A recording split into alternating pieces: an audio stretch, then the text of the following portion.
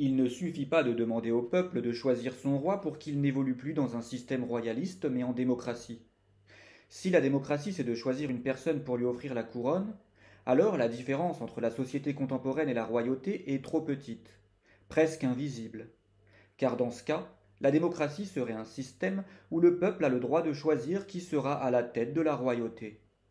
Et alors on entendrait en royauté les rois dire au peuple qu'ils sont élus de Dieu, et en démocratie qu'ils sont élus du peuple. Dans une véritable démocratie, il n'y a pas d'élection, il n'y a pas d'élus, ni de Dieu, ni du peuple. Dans une véritable démocratie, il y a un peuple qui vote ses lois. Lecteur, il y a un monarque dans ton pays et tu ne le sais pas. Tu ne le sais pas car il n'a plus de couronne sur la tête, mais un costume et une cravate. Mais réveille-toi donc. La nature t'a offert un moi pensant. Ne l'utilise pas pour penser au meilleur maître que tu puisses avoir, mais au meilleur système politique que tu pourrais avoir.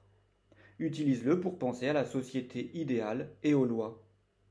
Le chien ou le chimpanzé, obéissant à la nature qui évolue en eux sans penser, se soumettant par conséquent au chef de la meute, sans se demander si cela est juste ou non, sont des créatures de la nature qui obéissent à cette dernière comme il se doit, et ils sont beaux à observer.